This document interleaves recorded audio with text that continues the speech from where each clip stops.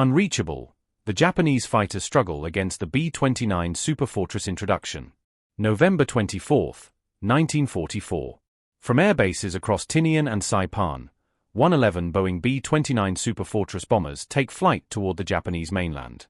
What Japanese fighter pilots discover this morning will forever change their understanding of aerial warfare and reveal a technological gap that no amount of courage or determination can bridge.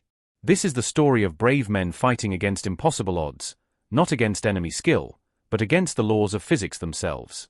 It's a tale of innovation versus desperation, where American engineering created a bomber that operated in a realm Japanese fighters simply could not reach. The first encounter. Captain Totsuo Yamada sits in the cockpit of his Kawasaki Ki-61 Hien fighter at Chofu Airfield outside Tokyo. The morning briefing was clear: intercept enemy bombers at maximum altitude. Intelligence reports indicated large four-engine bombers operating from the newly captured Mariana Islands, flying at unprecedented heights. Yamada volunteers for this high-altitude interception mission. His aircraft carries 4 machine guns and 2 cannons, weapons designed for combat at conventional altitudes where Japanese fighters had excelled throughout the war. But today would be different. As radar operators at Chiba Detection Station track the incoming formation, the numbers seem almost impossible: 27,000 to 31,000 feet. Japanese fighters scramble from multiple airfields around Tokyo, climbing desperately at maximum rate. From the ground, observers can see contrails forming at extreme altitude as the American formations approach from the southeast. The technological disparity. The gap between the two forces becomes immediately apparent.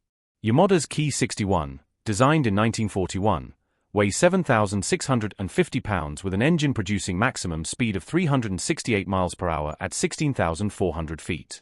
While specifications claim a ceiling of 36,000 feet, actual combat performance degrades severely above 28,000 feet.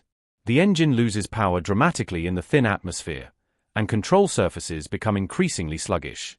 Other Japanese interceptors fare no better. The Ki-44 Shoki fighters from the 47th Sentai, specifically designed for high-altitude interception with superior climb rates, struggle desperately in the thin air. Engines overheat while producing a fraction of their sea-level power.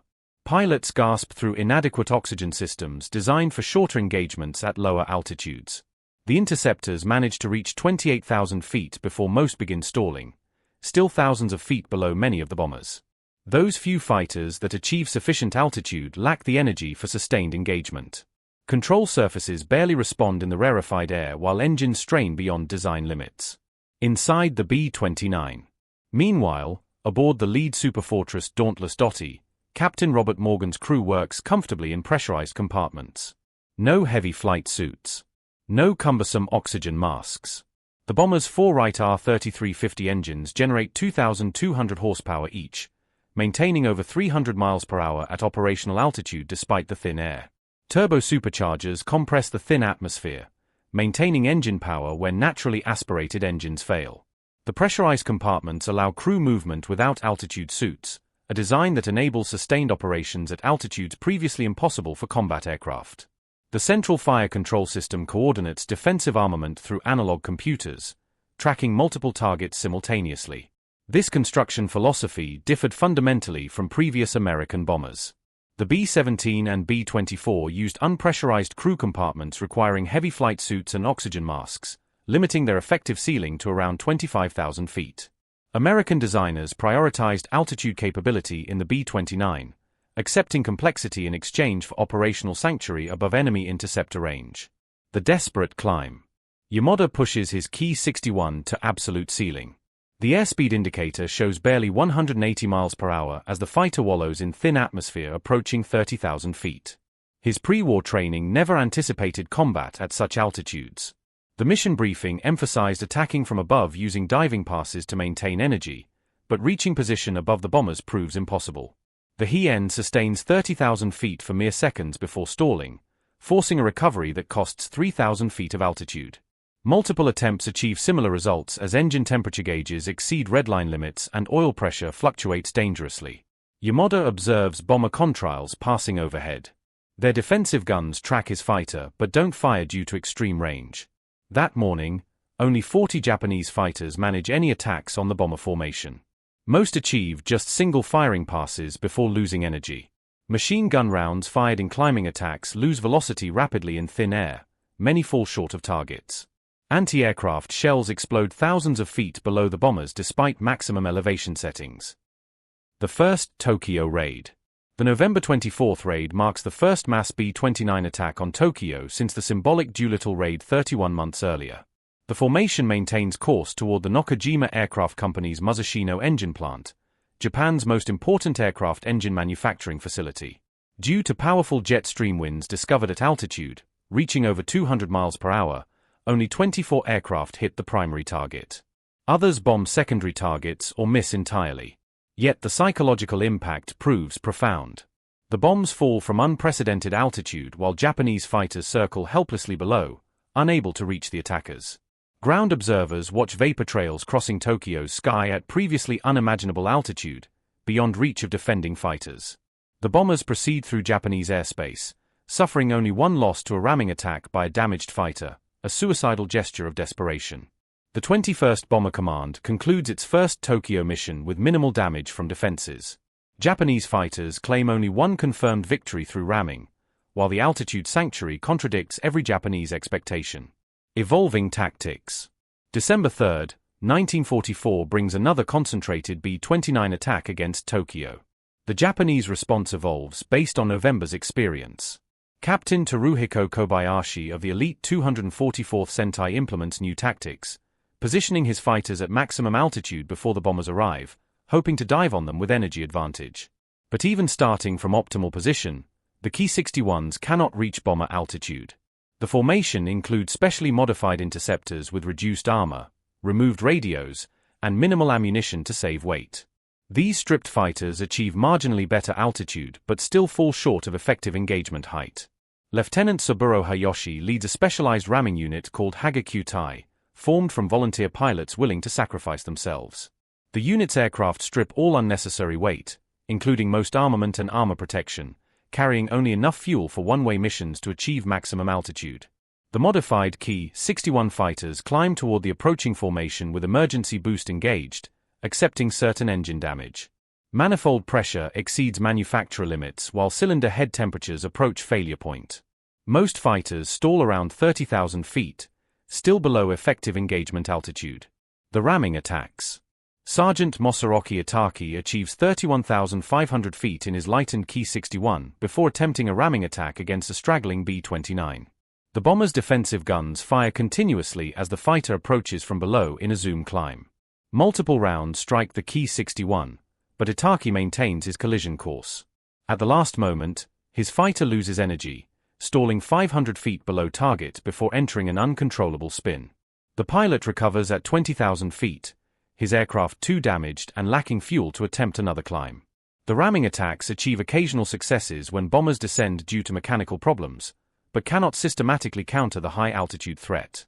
Through December 1944, B-29 losses remain minimal while Japanese cities begin suffering strategic damage. The frustration. Japanese pilots experience profound frustration watching their homeland attacked while remaining powerless to intervene effectively. Traditional samurai warrior spirit proves meaningless against technological barriers preventing combat engagement. As one pilot later recalled, "We climbed with everything our engines could give, watching the temperature gauges go into the red zone. My flight leader's engine caught fire at 28,000 feet.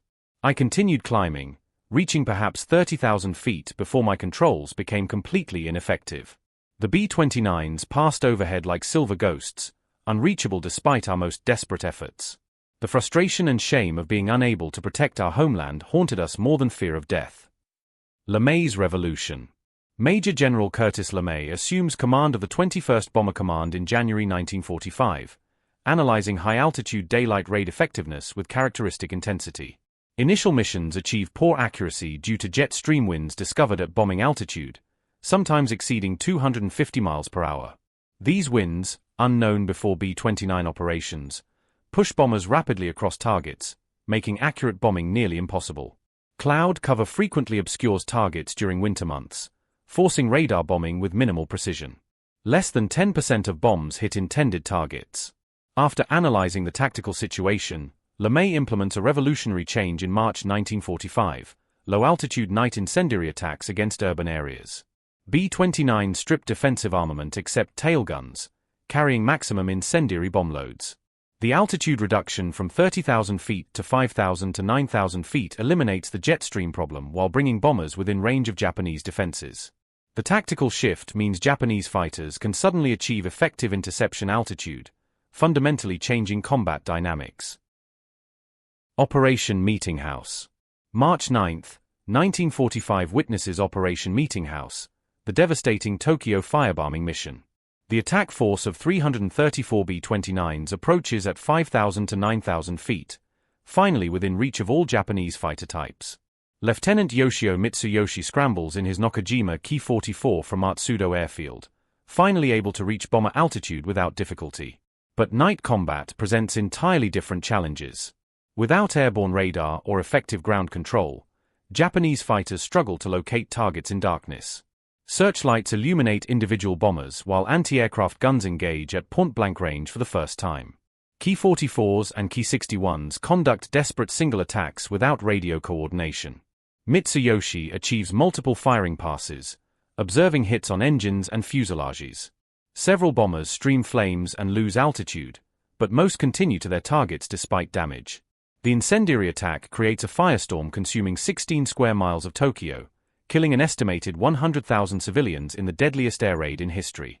Japanese fighters claim 14 B-29s destroyed, the highest toll of the war, but cannot prevent catastrophic damage to the capital. The success of firebombing validates LeMay's gamble, establishing a pattern for subsequent raids. The tactical shift invalidates Japanese high-altitude interceptor development programs that had been desperately pursuing solutions to the altitude problem. New aircraft, old problems. Imperial Navy Lieutenant Sadamu Komachi flies the new Mitsubishi J-2M Raiden Interceptor during B-29 raids over Nagoya in early 1945. The Raiden's supercharged engine enables a 36,000-foot ceiling, theoretically sufficient to engage B-29s. But combat at extreme altitude proves nearly impossible even when fighters can reach bomber height. Controls barely respond while the engine produces minimal power despite supercharging.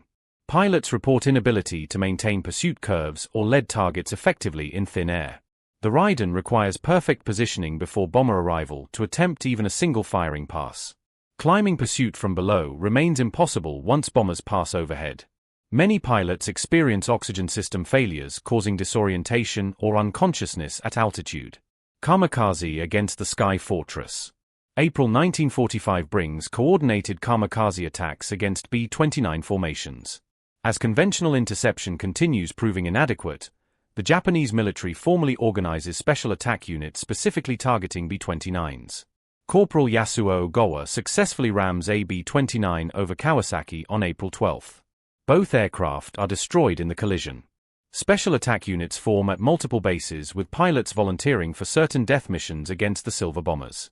These ramming attacks achieve limited success, destroying perhaps 10 B-29s throughout the war, a tiny percentage of the bomber force. The psychological impact on American crews exceeds the tactical results, knowing enemy pilots will deliberately ram their aircraft. Yet even successful ramming attacks cannot significantly impact the bombing campaign's effectiveness. The advanced fighters arrive too late. Captain Yasuhiko Kuroe commands the 64th Sentai equipped with new Nakajima Ki-84 He-8 fighters, Japan's most advanced operational fighter. The Ki-84 achieves better altitude performance than earlier types with a service ceiling of 34,450 feet under ideal conditions. Maximum sustained altitude reaches about 32,000 feet with reduced armament and minimal fuel load. Pilots report adequate performance up to 28,000 feet before dramatic power degradation occurs. Ki-84s attempt intercepting mining missions where B-29s operate at reduced altitude over water, achieving several victories against bombers below 20,000 feet. But higher altitude daylight missions remain largely immune from interception despite Ki-84 improvements. The performance gap persists throughout remaining combat operations. June 1945 introduces the Kawasaki Ki-100, converted from Ki-61 airframes with radial engines replacing the troublesome liquid-cooled power plants.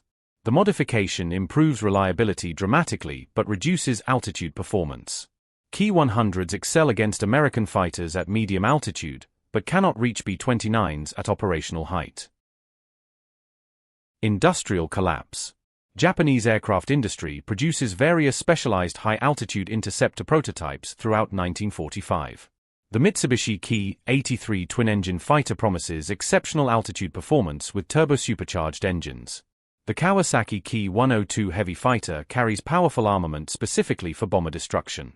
Development programs suffer from material shortages, particularly high-grade aluminum and special alloys needed for superchargers. Manufacturing difficulties prevent operational deployment before war's end, with most prototypes destroyed in bombing raids. B-29 attacks systematically destroy aircraft factories and engine plants, eliminating production capability. The technological gap widens as American improvements outpace Japanese development efforts, with each month bringing enhanced B-29 capabilities while Japanese industry collapses. The atomic missions. Lieutenant Colonel Paul Tibbets leads special training for atomic bomb delivery, taking advantage of B-29 altitude capability. The silver plate B-29s strip all defensive armament except tail guns, achieving even higher operational altitudes. These modifications ensure nuclear delivery aircraft remain completely immune from interception.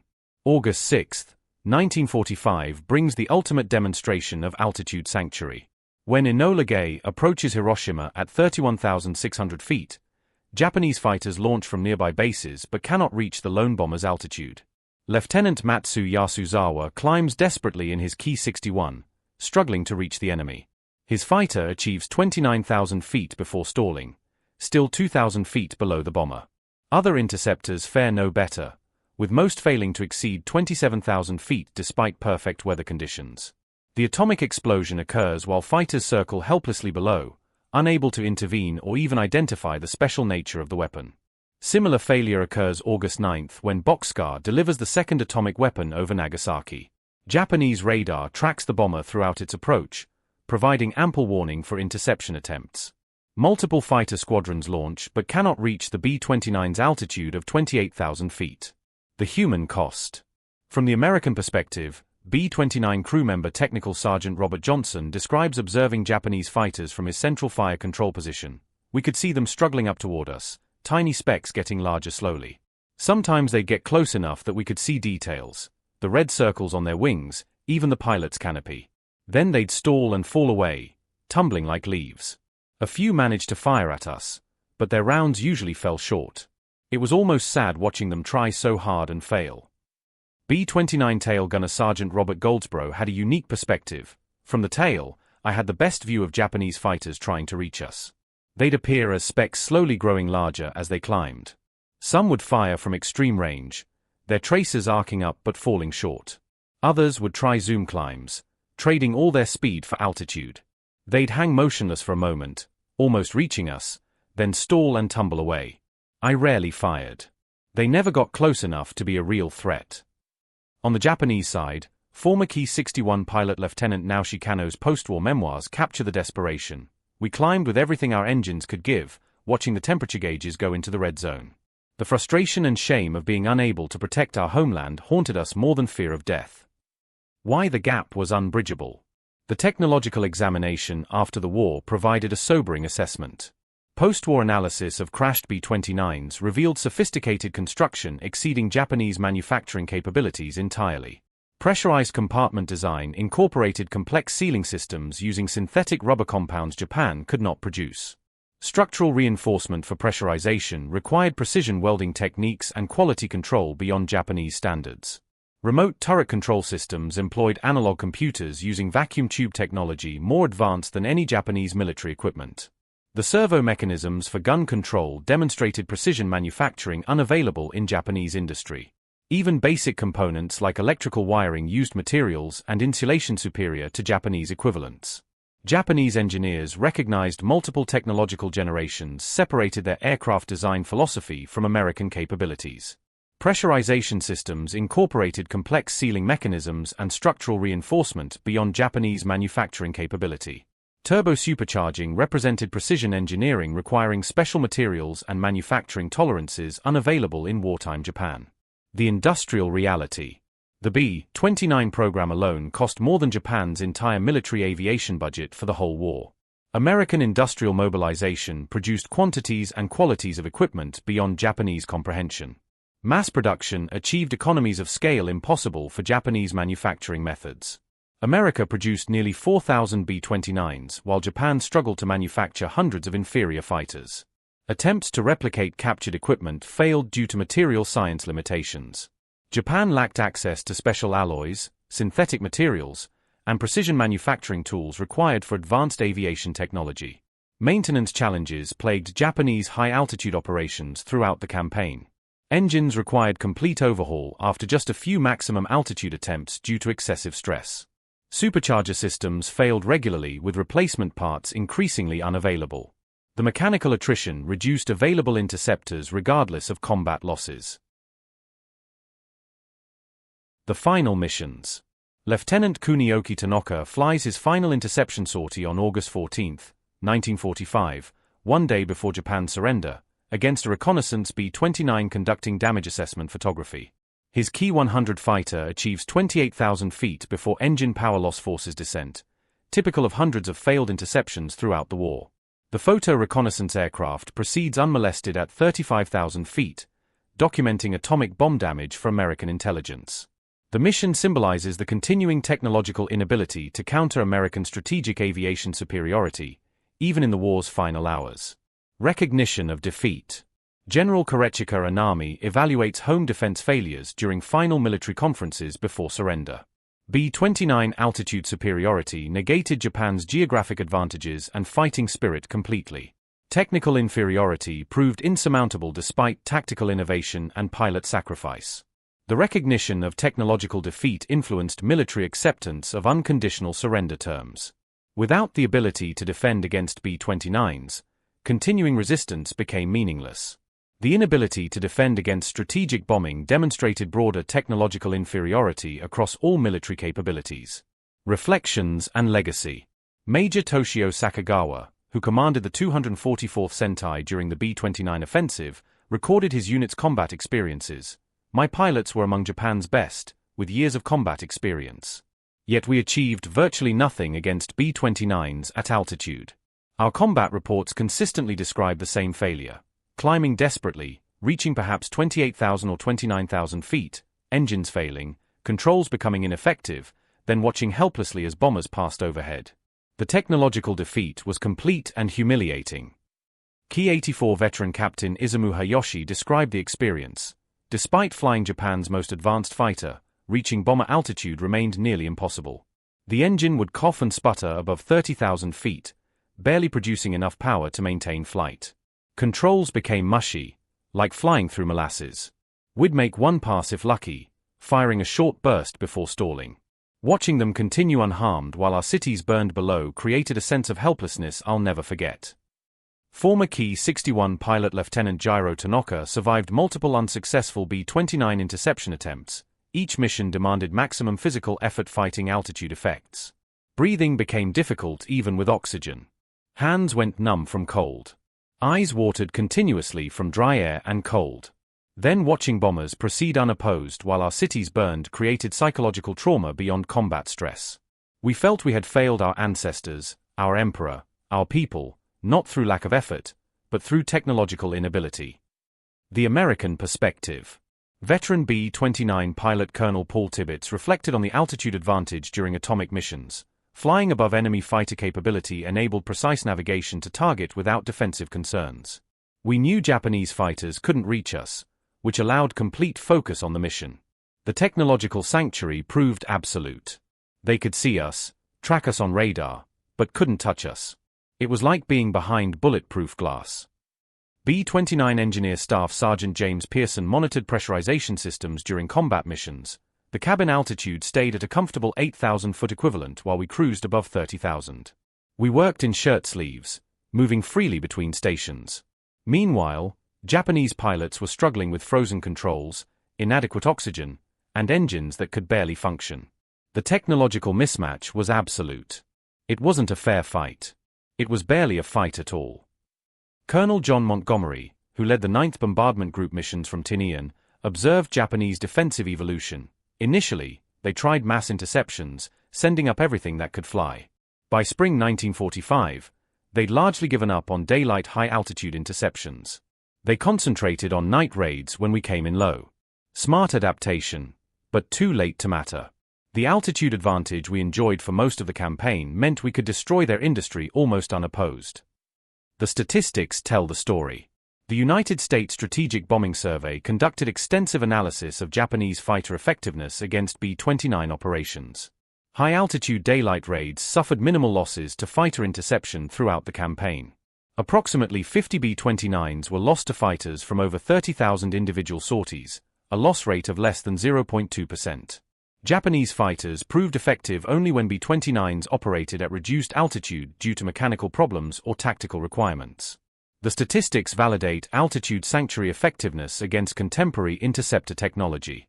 Squadron leader Major Teruhiko Kobayashi's 244th Sentai achieved over 100 victories against American aircraft during the war but minimal success against B-29s. My pilots included multiple aces with years of experience against fighters and medium bombers. Against them, we remained competitive. But B-29s at altitude might as well have been on another planet. Skill became irrelevant when your aircraft cannot physically reach the enemy. We watched our homeland burn while possessing the will but not the means to defend it. The broader implications. Former Imperial Japanese Navy Commander Masatake Kumiya evaluated strategic bombing defense failures in post-war analysis. The B-29's altitude capability exceeded our intelligence estimates by at least 5,000 feet. We expected maximum operating altitudes around 26,000 feet based on B-17 and B-24 performance. When they routinely operated above 30,000 feet, our entire defensive strategy collapsed. We lacked time, resources, and technology to develop effective countermeasures.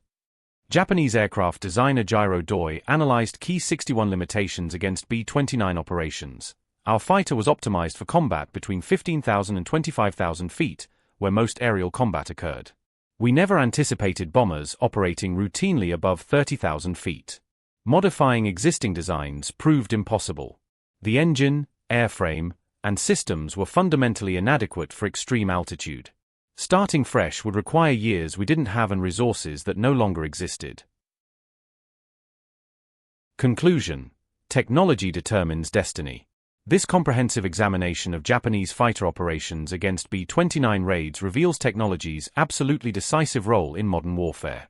Despite extraordinary courage, tactical innovation, and desperate sacrifice, Japanese pilots could not overcome fundamental technological limitations. The altitude sanctuary provided by pressurization and turbo-supercharging created an insurmountable advantage.